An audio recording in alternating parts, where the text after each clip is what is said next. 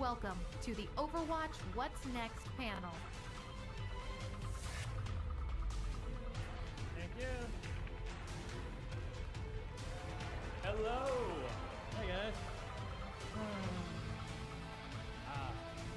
Oh. All right. Hello, BlizzCon. What's up? How's everyone doing? Wow. All right, everyone, check out opening ceremony. Saw all of the new stuff we're going to be talking about today. Obviously, we have new hero, Moira. Yeah. We've got a new map, Blizzard World. That'll be fun to talk about. And, you know, maybe a couple surprises. Ooh. So I thought we got a lot of stuff to talk about, so we'll start off, get right into it. I am Michael Chu. I am the lead writer on Overwatch.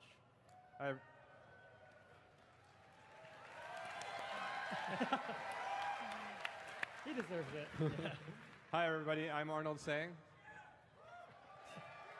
What was that? I'm Arnold Tsang, and I'm the assistant art director on Overwatch. I'm Geoff Goodman, the lead hero designer on Overwatch. Still working on Overwatch. I'm Aaron Keller. I'm the assistant game director. All right, so let's get started. Obviously, in opening ceremonies today, you got to see a little short video of Moira in action. Maybe some of you have had a chance to check her out on the floor. But Geoff promised, he said we had a little video for you in case maybe you had some questions about her story, who this character, who Moira is. So let's check it out.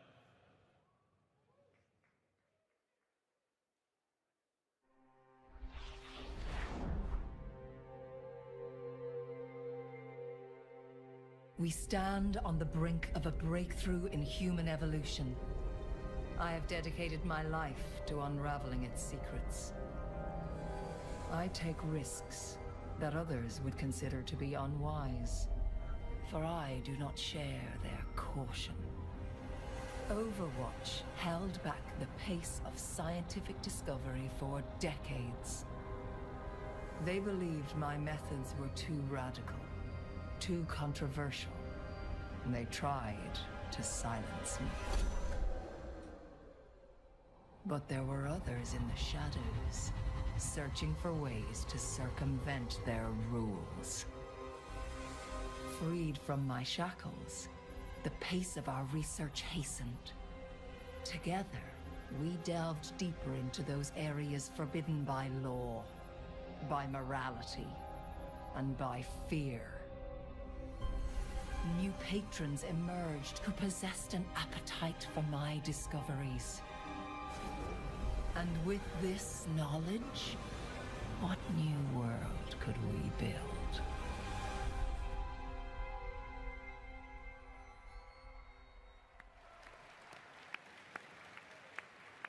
Well, I don't know about the rest of you, but I got some chills there. When I hear that voice, I start getting a little nervous. Probably because I've been victimized by her a little bit in playtests.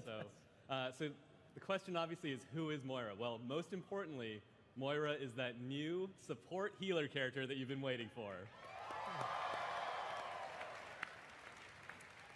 Now, just to get into her story a little bit, you know, what I think is really interesting about Moira is she is a scientist, and obviously we have a lot of scientists in the cast already, and she is a little different because some of the other scientists are more interested in like creating inventions or I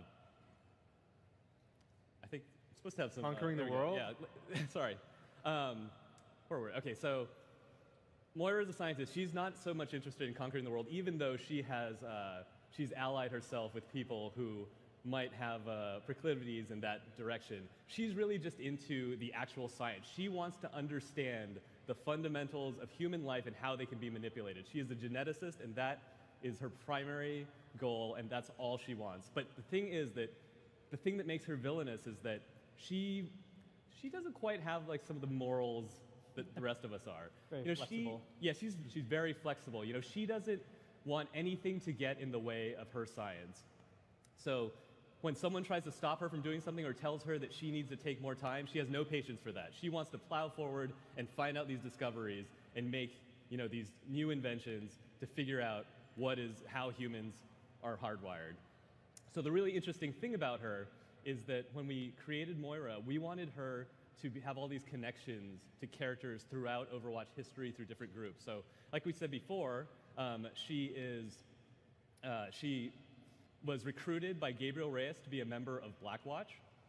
And during that time, she had relationships with the Blackwatch crew, McCree, Genji. They all have their own sort of likes and dislikes for each other.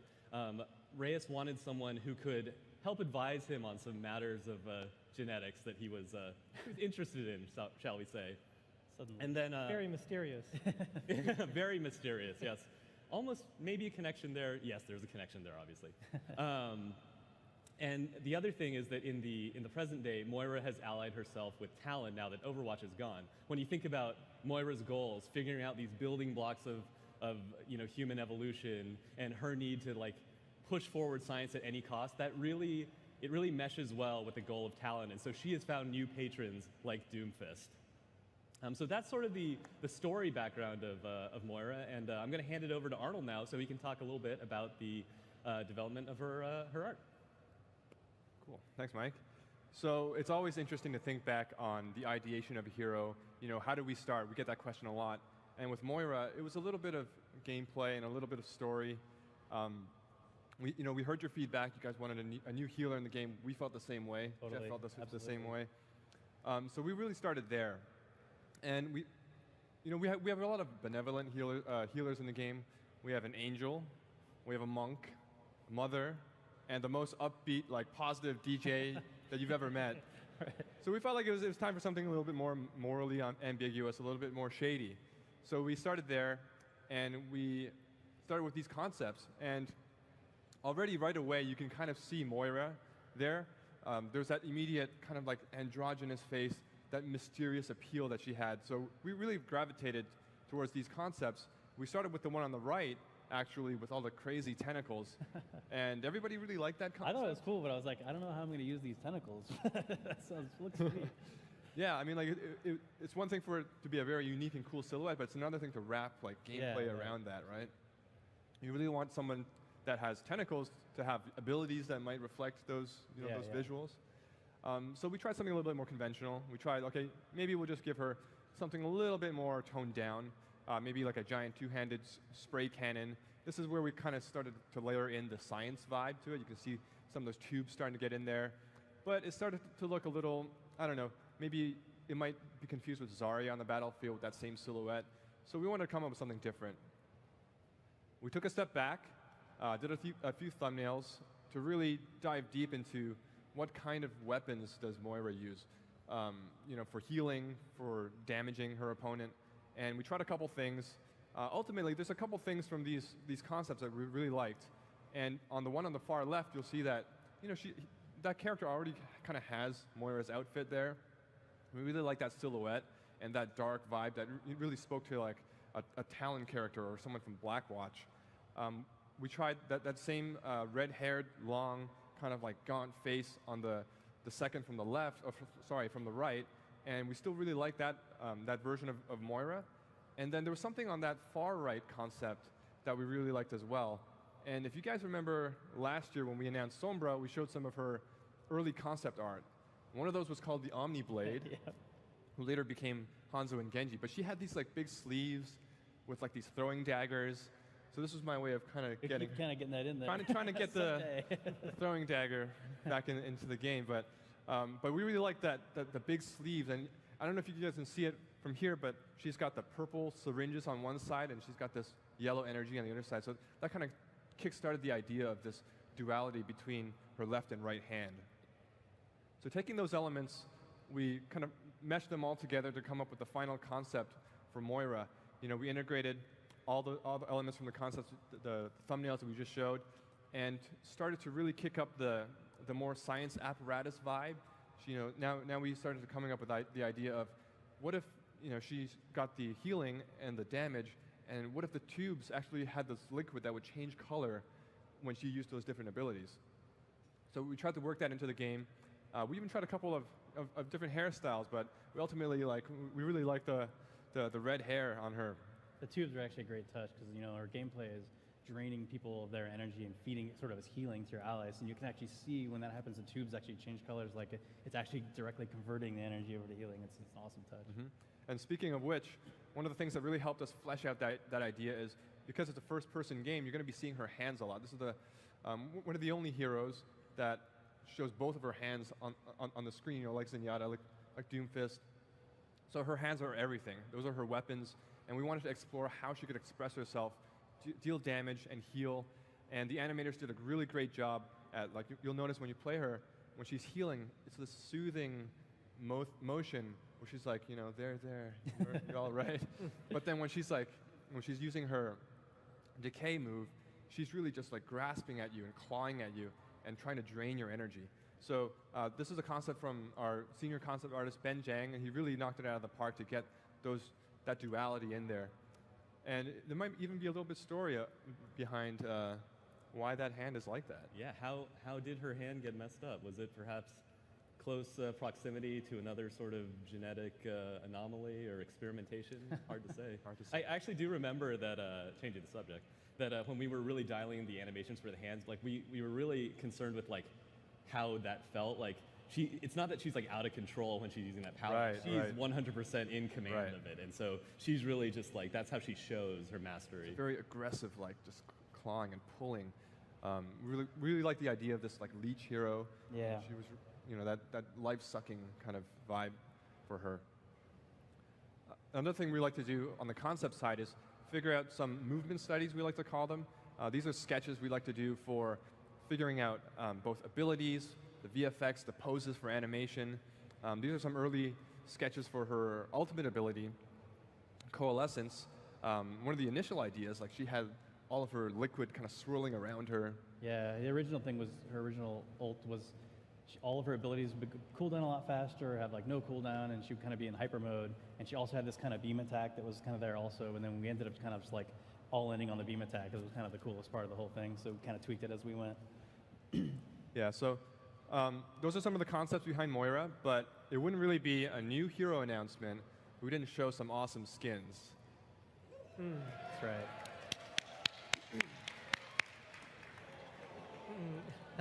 So this is the first one for Moira. This one's called Oasis. She actually has a kind of a connection with Oasis, doesn't she? Yeah, so currently, in addition to her duties as a scientist for Talon, Moira was also invited by the ministers of Oasis to become their minister of genetics. And so she's basically leading up their genetics research at the city. And this is, I guess, what she'd wear when she's over there. Yeah.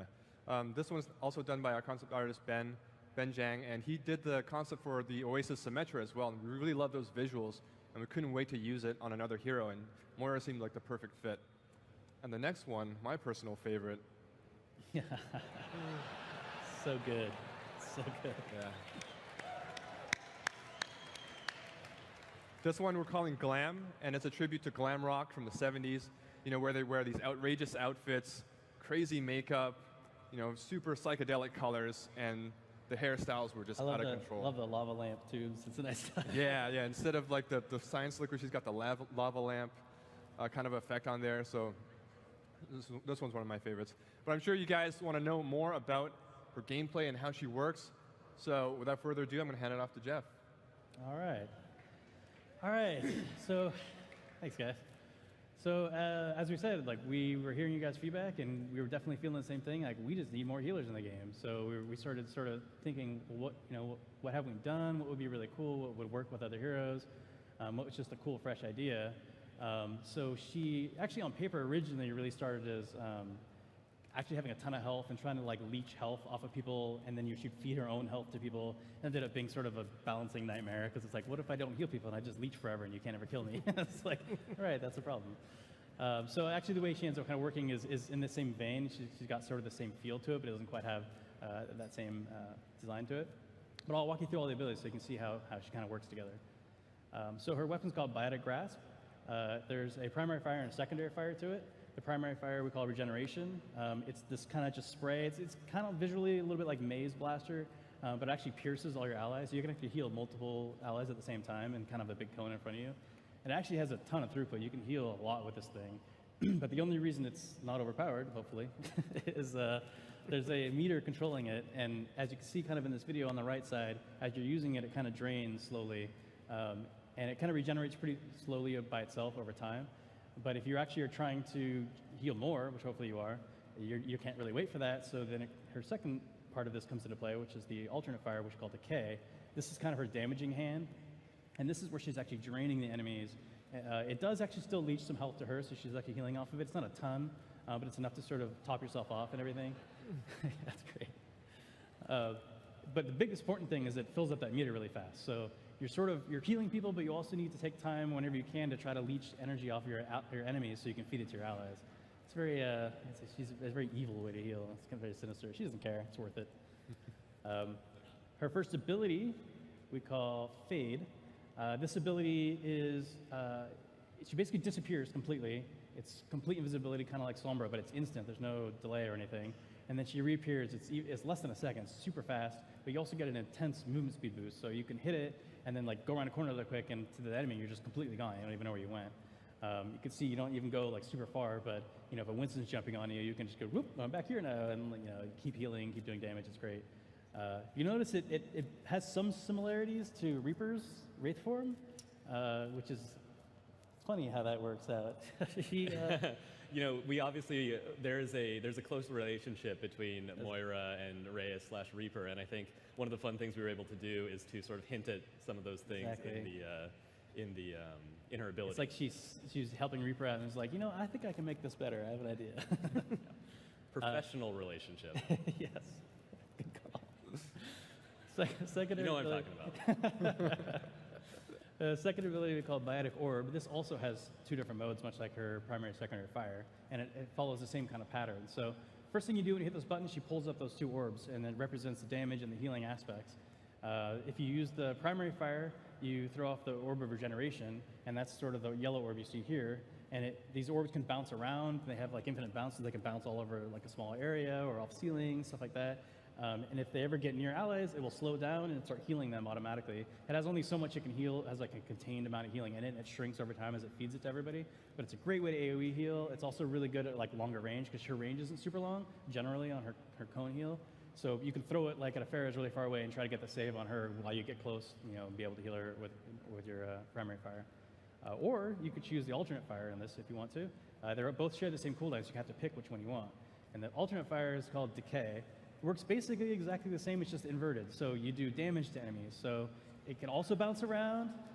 This can be incredibly deadly in a small area where it's bouncing around a lot, especially because you can move and act freely while it's happening. So you can throw the orb into an area, chase somebody down, and start by grasping them, taking their damage in that way, and they're just taking a ton of damage all of a sudden. Kind of have to get out of there during that.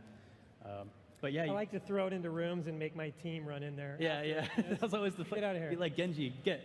Go. Fetch. Yeah, it's great.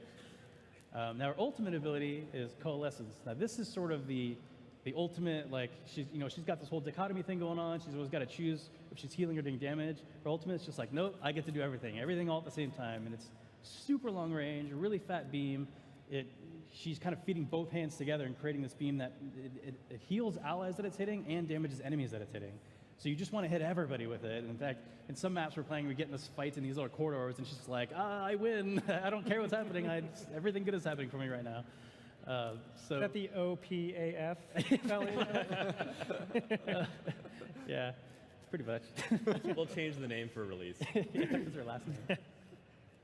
So there's also some other amazing properties to it. Since it pierces everything, it also includes barriers. So it pierces Reinhardt shields, Winston shields. So yeah, so it's hard to heal sometimes through those things, and you're just like, nope, I'm going to go through. And then Reinhardt's back there trying to protect his team. He's like, well, we can't really sit here anymore. I guess we have to move or something. And of course, if your team jumps in right afterwards, now they're getting healed by it also. So it's just this amazing sort of engage tool. Also, you can pick off those pesky Pharahs sometimes if you wing them. So that's kind of a breakdown of how all the abilities work individually. But we actually have a video to show you what it looks like when it's all put together.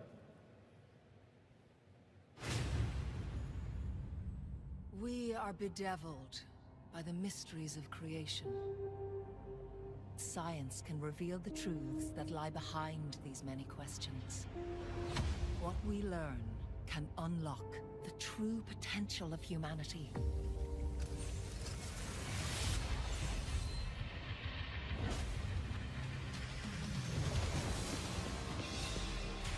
into the shadows.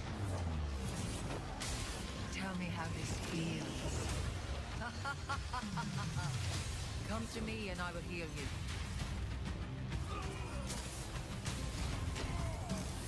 I will unmake you. Simple geometry. Lights out. Surrender to my will.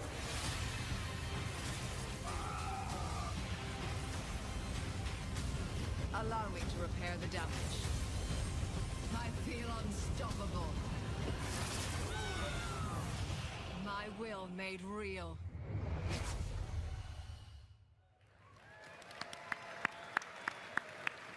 Might have been something.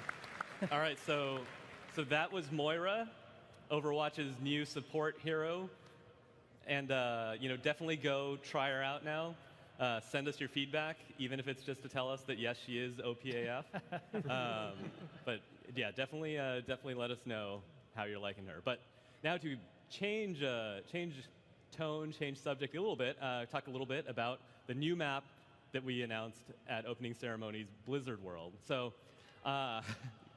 Hey, you can clap for it. It's exciting. It's clap-worthy.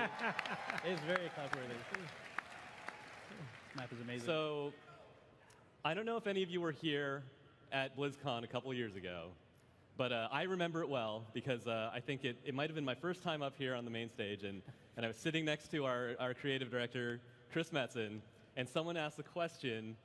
And Chris decided that he wanted to talk about kind of a fun idea that we'd had, which was the idea of a Blizzard amusement park. And he kept asking me, like, hey, should I just say something? And I was shaking my head like, no, don't say anything. Don't say anything. Too far, Chris.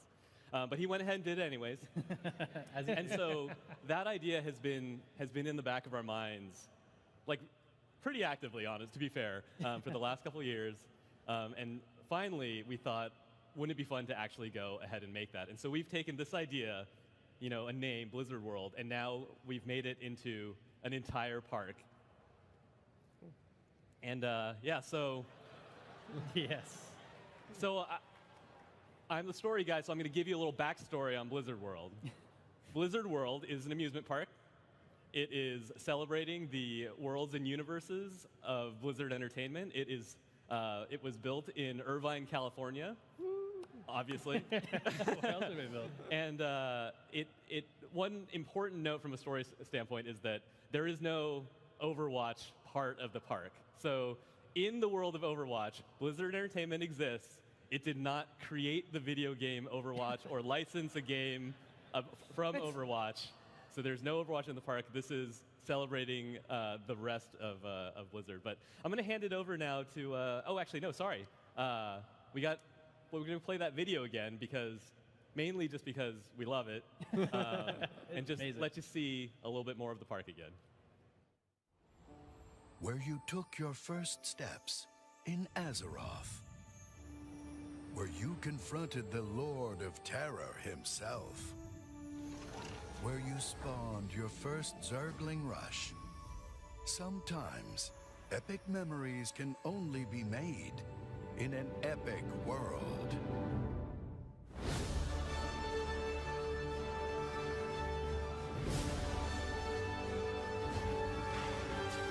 Your adventure, your community, your memories.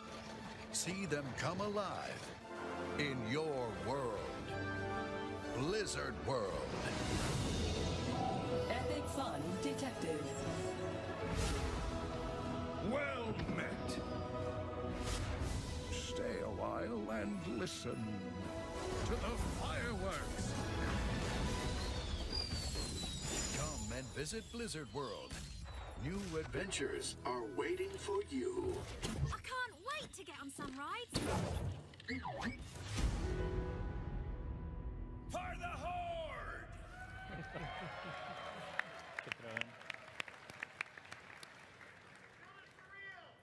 That would be great.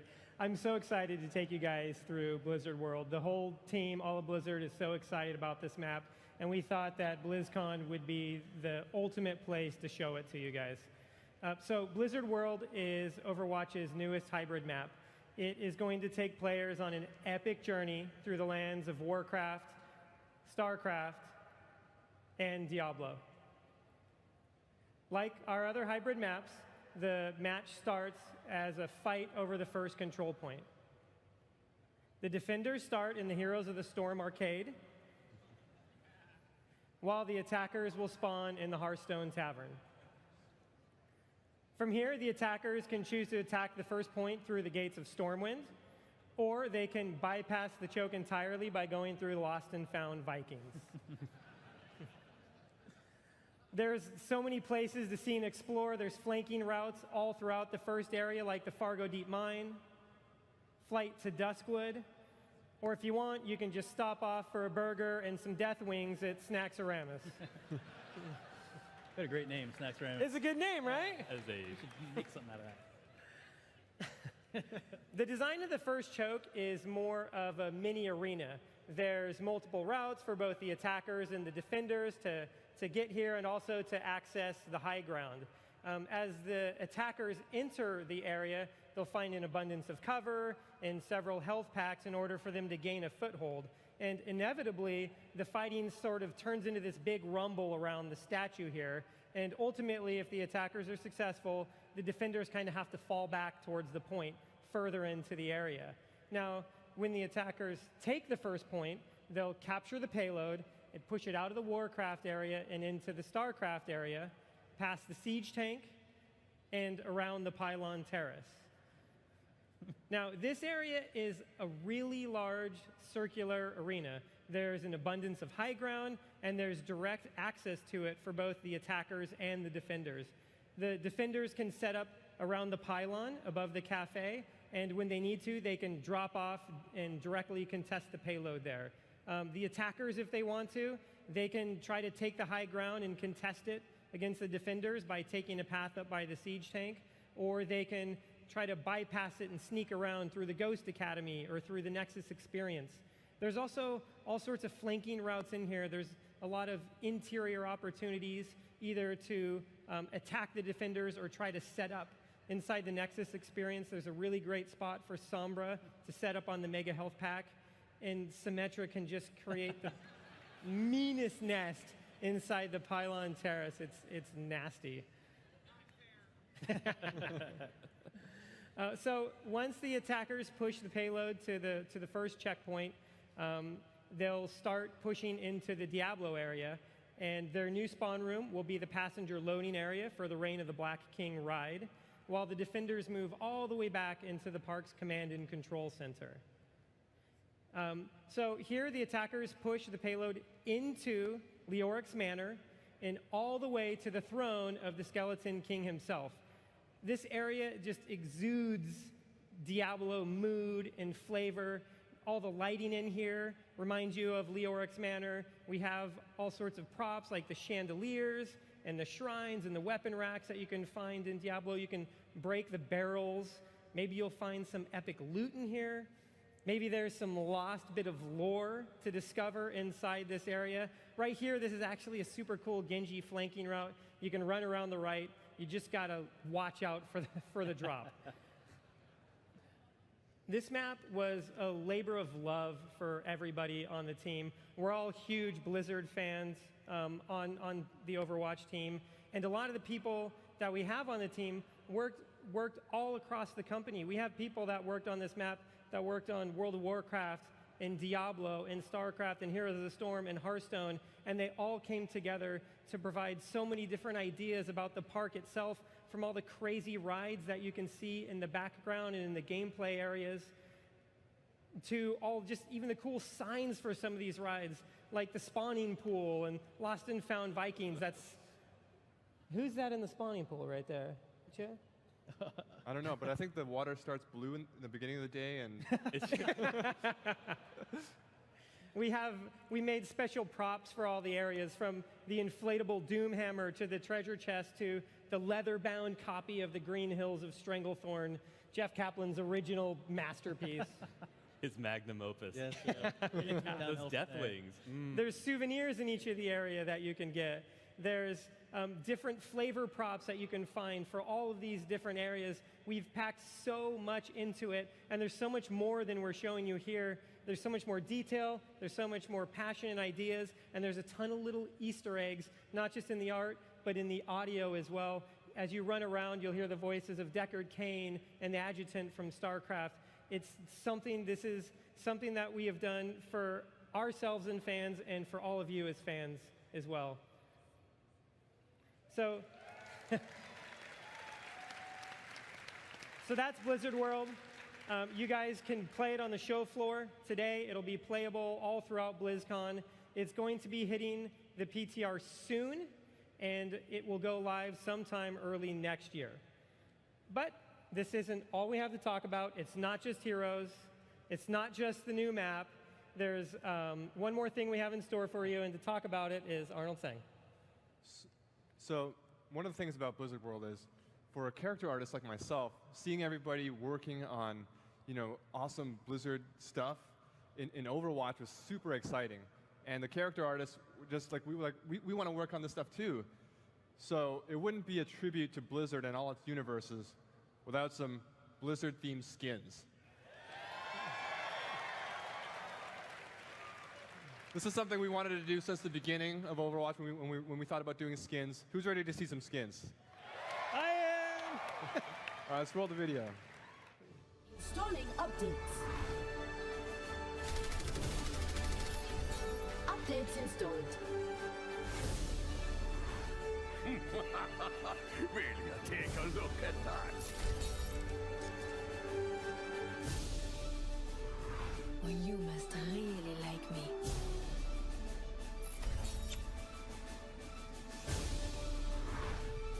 What did you expect? You're impressed. That's natural. That's more like it. I was born in battle.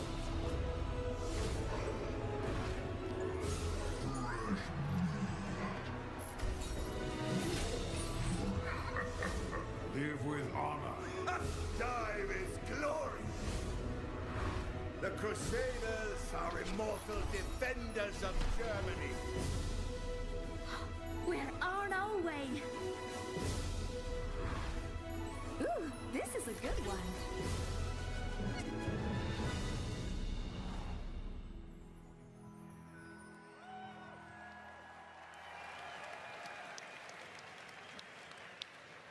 Man, so these are probably like my favorite skins that we've done so far. There's so many, just like Aaron was talking about with Easter eggs in the Blizzard World map. We got a lot of tiny tidbits we love just putting into these skins as well. Like if you notice in the video, Zarya's graviton core is actually the rage meter for barbarians, and she's even got a little ruby slotted into her weapon for all you D3 fans out there. I think Roadhog, for his take a breather, he's got like a potion from Diablo.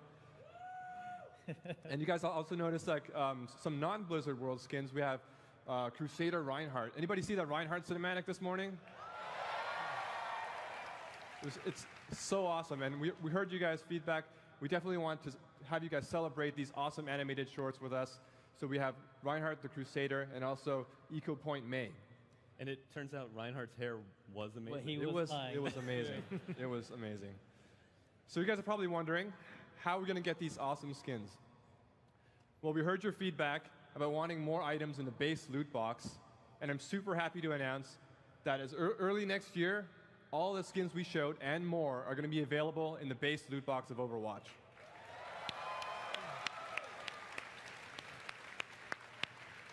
So they're not going to be part of any event. As soon as they're in the loot box, you'll be able to earn them year-round.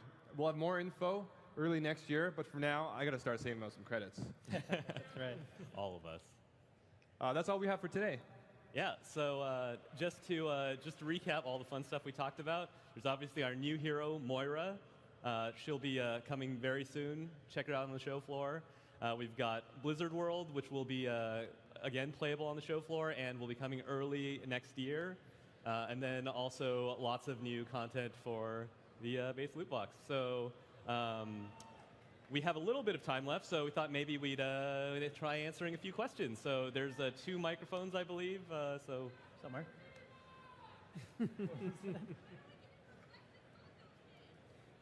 What? Reflections Hanzo skin. I don't remember what that was. I think I heard Reflections Hanzo skin. Reflections Hanzo. Reflections Hanzo skins. That one is requested a lot. Yeah, I wonder. Interesting. Interesting. All right, I think, okay, let's, it's hard to see microphones, but I hear there's one over there, so let's take a question from over there. No, not over there. Okay. They're lining up. Over on that side.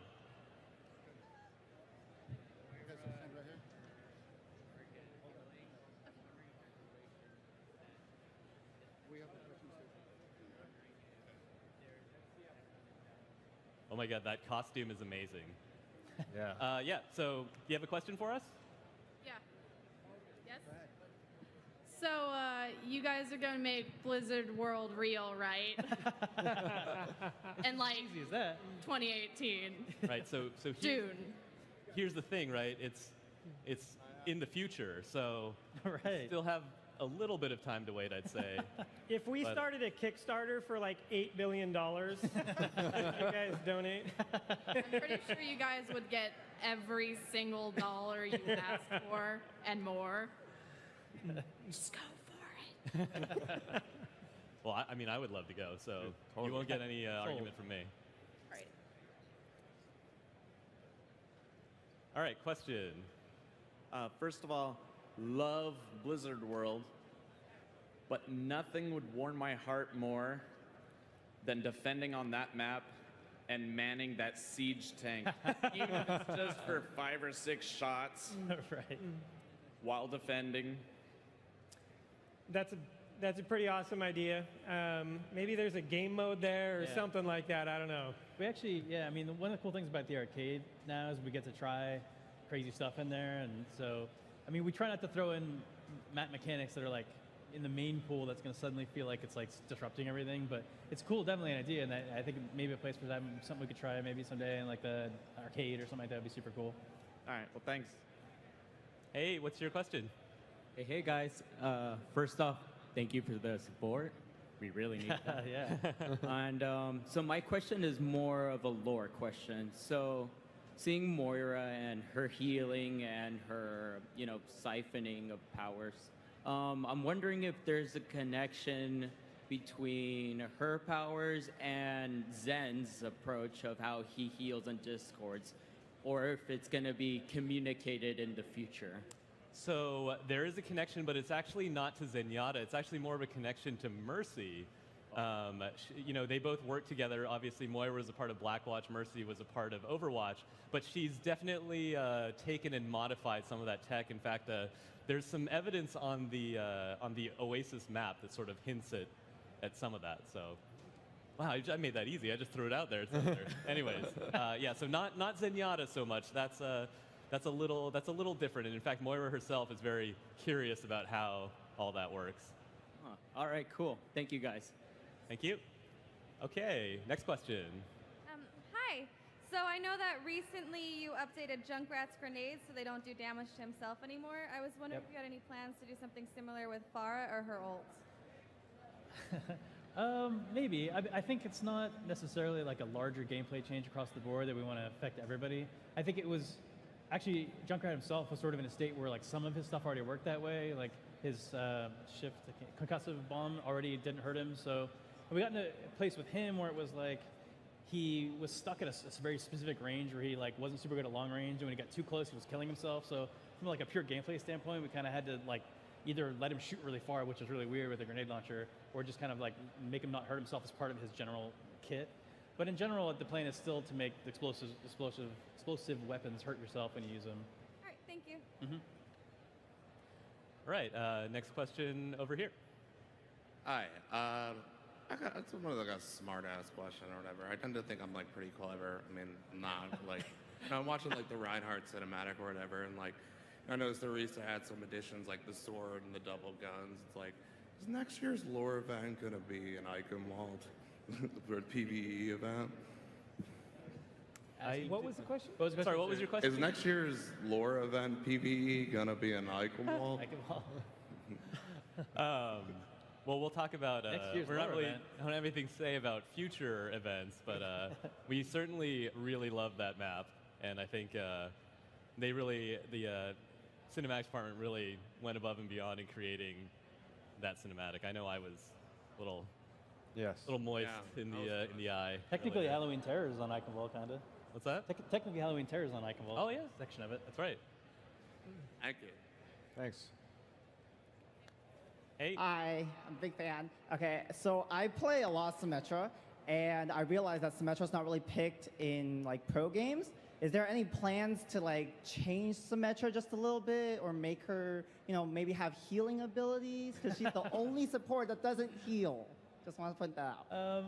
I don't know how likely it is that she'll end up with healing abilities. I think I've heard definitely a lot of people comment that they feel like she should be in the defensive category because she doesn't heal, even though the support category is technically kind of like not necessarily healers, although at this point it kind of is. We've actually been talking a little bit about looking at the categories again and see if they make sense. But I hear what you're saying, but Symmetra in general, she does get some play, but yeah, she doesn't get picked too much at the high end like that.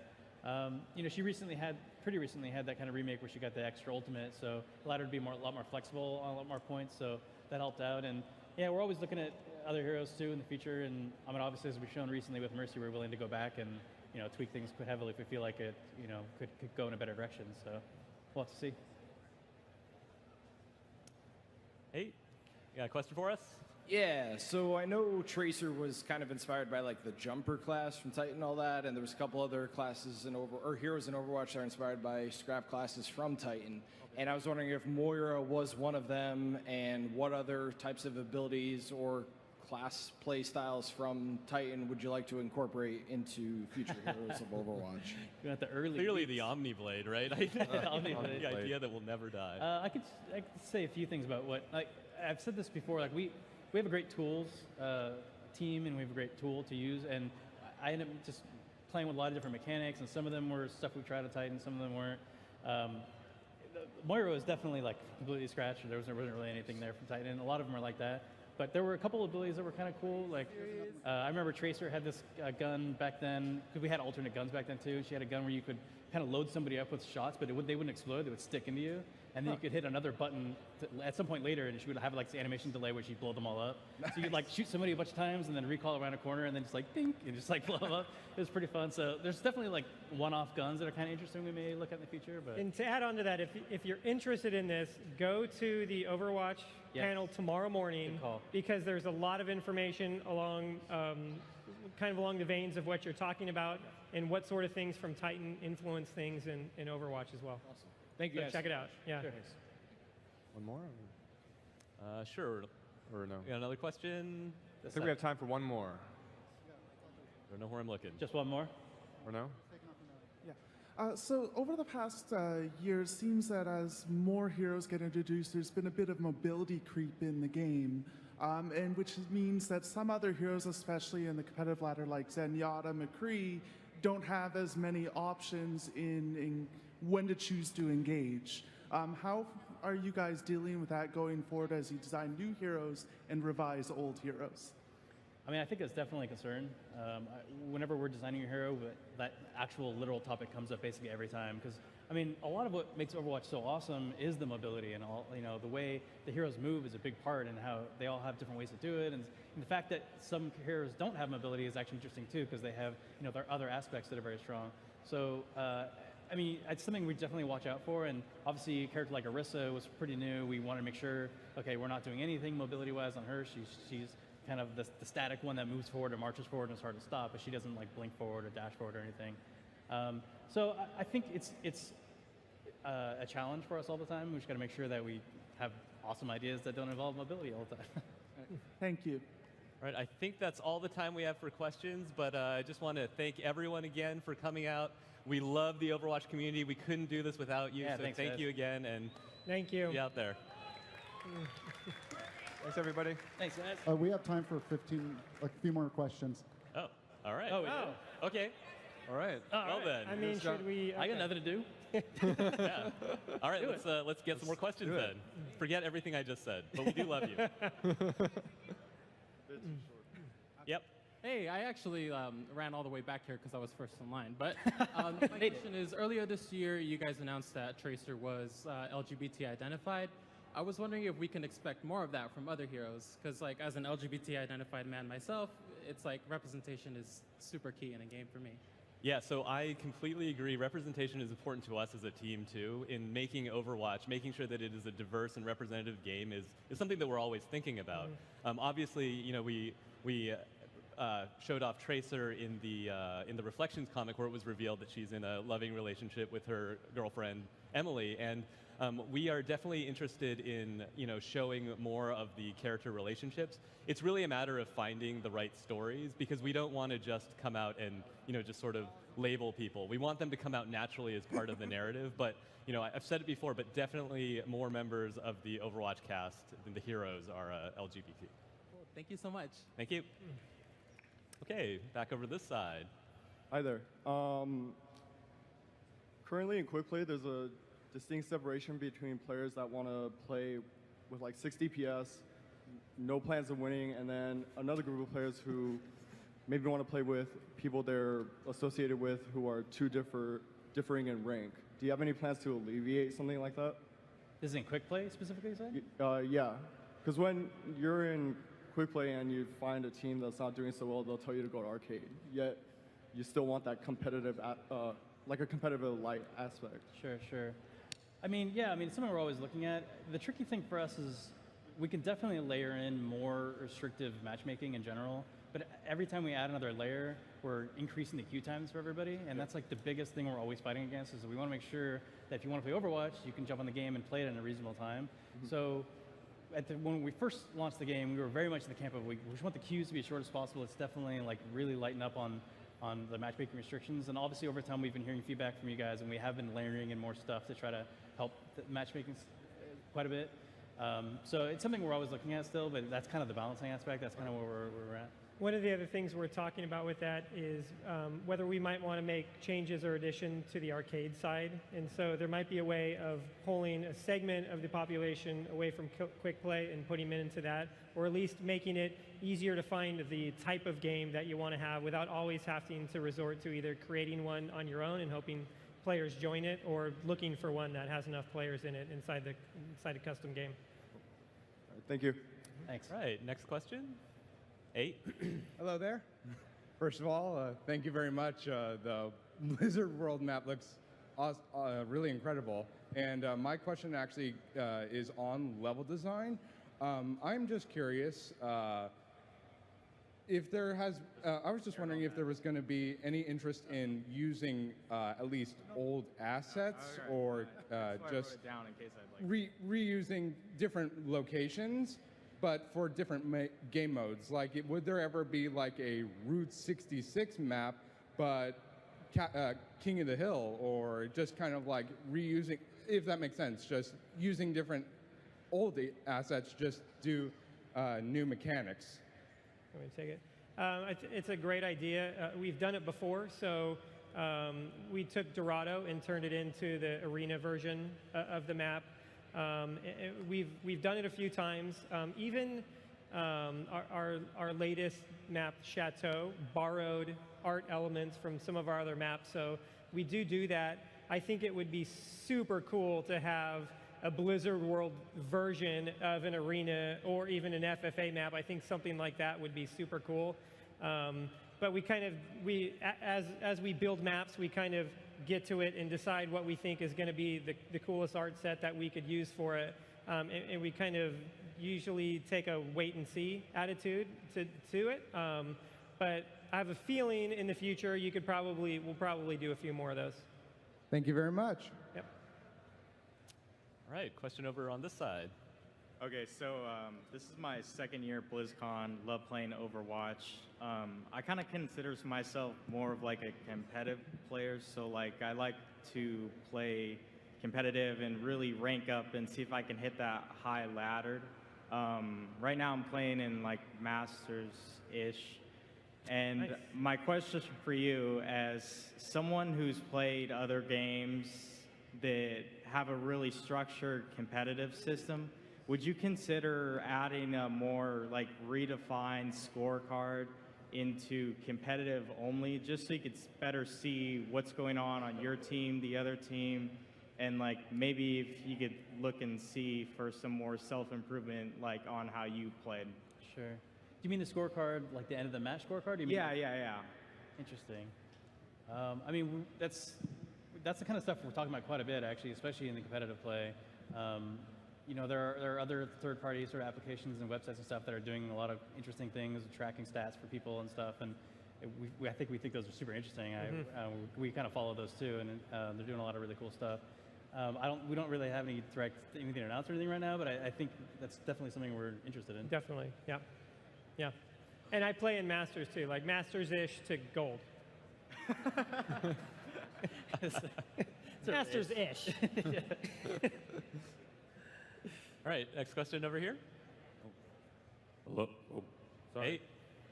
Hey. Hi. Thanks for having me. And I've been really trying to think how to say this question. First of all, love the game. Go Overwatch. Thank you. But when I see the game, I see so much lore potential, but there's not a lot of lore for us to really enjoy. We only get like Junkerstein's Revenge, not even lore, and the Omnic Crisis, single player campaign. So, real question: more lore, single player content, kind of two. Sorry. Yeah, so I totally hear what you're saying. We have a number of things that are in development right now on the story side that hopefully will get into some more of the hero stories and just show off more of the universe. So it's something that we're continuously working on and something that we're hoping that we can ramp up and have more frequent and more in-depth bits of story. So yeah, definitely stay tuned. Thank you. Thanks. Woo. All right. Over here. Hi, big fan of everything you guys do. So Overwatch is a team-based game, obviously. So you win or lose a match based on how well you work with those other 5 people that you're queued up with at random, mostly. So my question is, why is there such a lack of a social aspect to Overwatch? I mean, general chat is just spam or memes, and there's no real way to meet people outside of a third party like Discords or Reddit or whatever. So are there any plans in the future to maybe add some kind of a general lobby you can join while queuing or anything to really put you together with other players?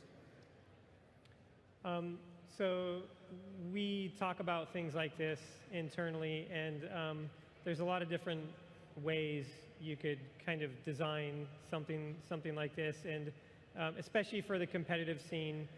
We've internally had discussions about, do we need some sort of looking for group system or something like that? And there's a lot of challenges with designing a system like that, but we know that there's a desire in the community to start either looking for players based off of the role they're going to play, or sometimes there's frustration about the type of group that you get put into through matchmaking.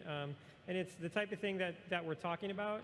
We really don't have any details to discuss on it, but and I'm not sure if we'd ever build a lobby experience that you're going to go into, actually load into as a player or anything like that. But it's something that we're talking about internally. Thank you. Yep. All right, question over on this side.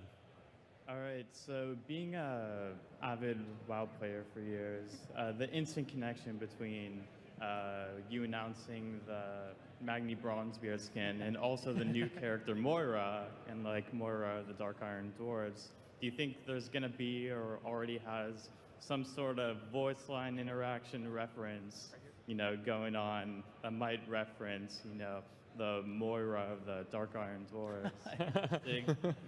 That's an interesting idea. I hadn't even thought of that, actually. Yeah, I hadn't thought about that, but that's interesting. Yeah, maybe we could do something like that. I think it's one thing that's really fun about Moira is that she sort of has that warlocky mage feeling about her. I think we definitely went in that direction with her because there's a little bit of that fantastical inspiration for her.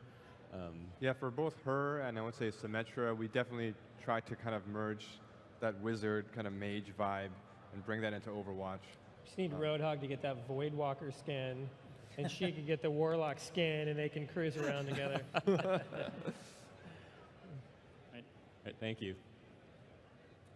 Next Hello. question. Hey. I just had a question when it came to like character design. When you put an androgynous character like Moira into the game, what's going through your head when it comes to adding diversity to the roster, like when it comes to body type like May or Zarya, or when it comes to gender like Moira? Like, what are you guys thinking when you add someone like that to the roster?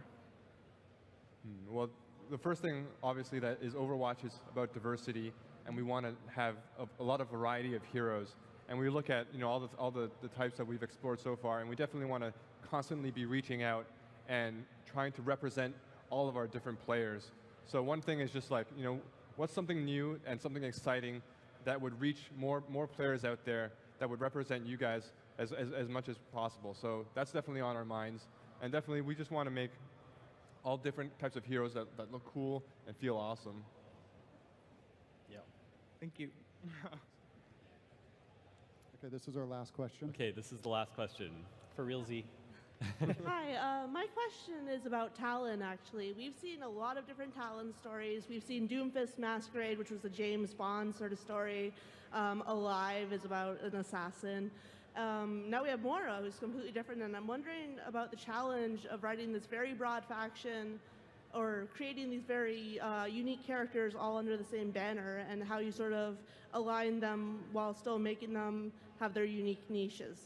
Well, I think one of the really interesting things about Talon is that it was really intended to be this larger group of, I was going to say heroes, but of people with different aims. And the idea is that all these different people with the different ideas of what they want have sort of been brought together. In the current modern day, Doomfist is clearly the one who's sort of imposing the idea, like Talon has this ideal, right? Let's make mankind stronger through conflict.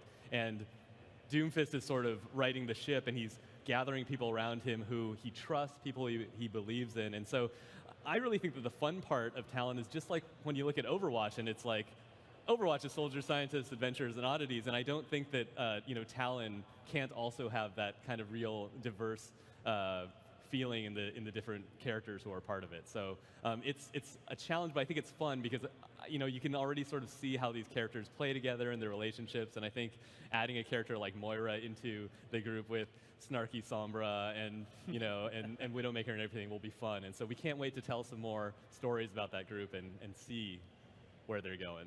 Thank you. Thank you. All right, I think that is actually the last question. So again, thank you all for coming.